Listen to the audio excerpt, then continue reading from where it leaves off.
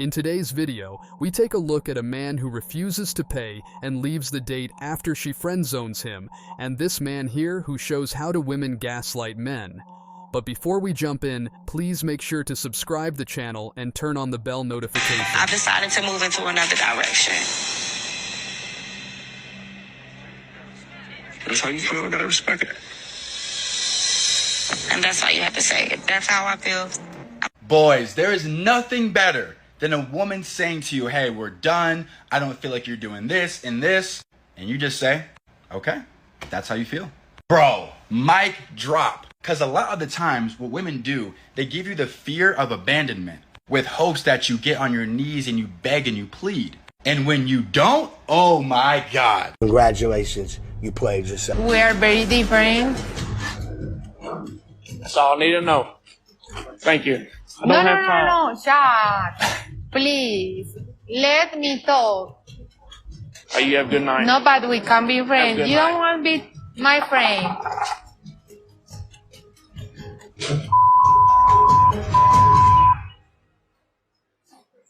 You know, I'm 40 years old. I ain't got time for that bull. Got him.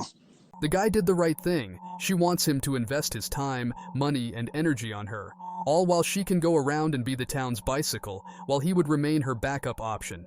It's 2024, miss. There is no room for simping in today's time, and also there is no room for cheaters in any generation as seen here. Prompt is, I cheated on my ex. So we were just really young. We dated since high school. We realized that we had very different love languages. And then I was just always constantly searching that in other people. Yeah, like I messed up and then I hurt him a lot because I'm also his first girlfriend and everything. So like everything like really came crashing down hard. How did you find out? It was like a friend that we hung out with in a group for I think like about 3 years or so. She talked to him and he talked to her behind my back. The girl that was with that guy at that time, I found out from her because she sent me messages that they deleted from each other. It hurt, like really, really, really bad because I'm a guy of respect, you know, and that's kind of disrespecting me. And you were in love with her?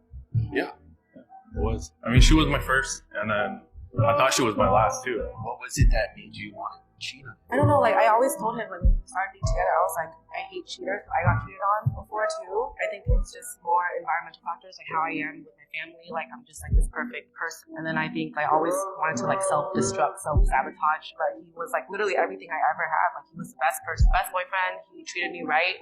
Like our love language was very different. But like, I mean, he loved me and I know that he loved me. But then I don't know what happened. And I like, that's my biggest regret. After the cheating, I tried to make it work, you know, but it was still in my mind, in the back of my mind. The trust was gone. The next prompt is, since our separation, I've been with someone who's better in bed. So Jen, after the breakup, there was someone else who's even better. So like when I was with him, like that's the best I ever had. But then like when we broke up, like I was with someone that like really loved me, like really like just gave me everything like in the short amount of time that like for 8 years I couldn't even deal with him. So that's why I think that love through sex was better in the sense that it was like love. And I think that's what I was missing from him was like I couldn't receive love the way that he gave. Did you feel that makes you give your love? I thought I gave my all, 100% of it, because that's all I knew. So I gave my 100. Man asked her a simple question, and in reply, she gave him an essay filled with waffles, excuses, stuff that don't matter. When the answer is that, that's who you are. An unfaithful person, someone who likes the taste of several lollipops at once, and a woman who lacks any self-respect whatsoever. That's why you did it. And the same can be said about this girl here. Who is Kaden? Oh my god. Do y'all trust each other 100%? Yeah. Yeah? Maybe we test the theory. Sure. Yeah. Y'all two swap phones? Good. Go through our Snapchat. Who is Ethan? Oh, your friends taught me on girl 48 Day Street. You wanna check it? Huh? You wanna check through it? I don't need to. You don't need to. Going too crazy. Our friends making out. Okay. Who's that? Okay, well. Somebody touched somebody's lap. Yeah. That's her touching his lap. I was there. On the other side.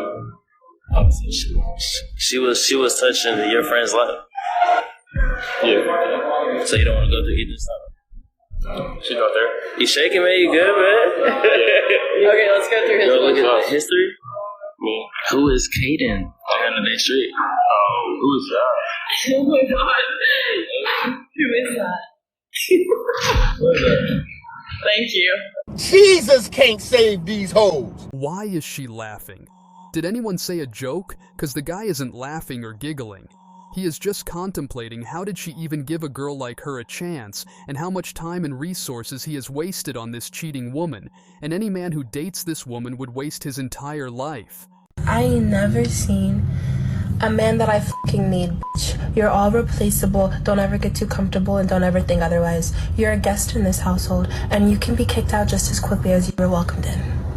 I just get so confused when I see these ladies that are using filters, a ton of makeup, drawn on eyebrows, fake eyelashes, and where you can still see the glue at the top of their head for hair that is not theirs, so confidently come on the screen and talk shit about men. There's not a guy friend that exists that doesn't want to sleep with a woman. If it were the case, then why don't guys have fat girlfriends? They generally don't. You don't see, you know a guy that has a friend that's a girl who's obese? I don't. And if the opportunity was presented to that man, he would sleep with her 1000% of the time. Guys play friend zone game all the time. I'm a lawyer. I work with men all the time, and I prefer to work with men. I prefer to work with men because there's no drama, there's no bullshit, there's no backstabbing, there's no side comments, there's no fakery. It's just all logic and getting to the point. And they won't sue you later for nothing. And I feel that men don't sue, I think, is not the reality. In the workplace, it's very unlikely because men have a thick skin and men give tough love to each other, and that's why they get better and better and better and better because they're always, I guess, taking the piss out of each other because it makes them better, and they're like, hey bro, you could do this better. Next minute they're better. You say that to a woman, she's in HR crying, and then you've lost your job and you don't know what's happening. She is definitely right about men being thick-skinned, 'cause men don't have friends. They have brothers, and they can say almost anything to each other, no matter how hard or bad it is. Though when it comes to the workplace, there is a minority of men who have started to act like women, with all the backstabbing and complaints to the HR, though a majority of men still are like a band of brothers who hate emotional drama, and drama is the only thing that happened in this clip here. Because if you were actually thinking about your family, the last thing you would do is leave a man who you say is a perfect man and break up his family, break up your children's relationship with a father, and take a bunch of money, unless you didn't actually give a shit about that. I completely agree with him. I just disagree with the way that he's saying it. What?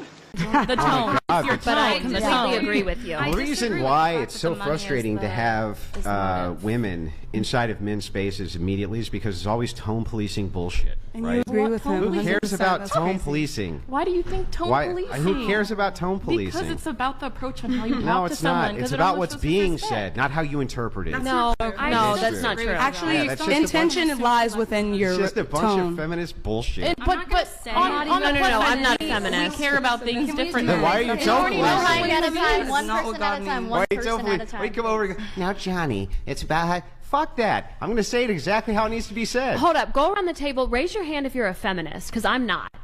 Oh, we'll get to that in a minute. Proud feminist. Okay, so by us saying that we tend to want to agree with you, but if we could just deliver it in a way that actually... If we could just get you to do it how we want. Oh, I'm sorry, there's no interrupting, right? Remember, there's no interrupting? If we're having a conversation with each other. If you could say something and we can agree with you, but let's say it in a way that actually makes a difference, then you're, oh, tone police, tone police. Okay, but we're not tone policing you, we're saying... How could it not be a tone police if you literally are saying to me, I agree with what you say, I just don't agree with the tone in which you say it. That's not how she said it. That's not how she said it. I agree with what you're saying. I don't like how it's being delivered. Right. You don't like the tone. It's literally tone policing. What did you say that was? Nothing.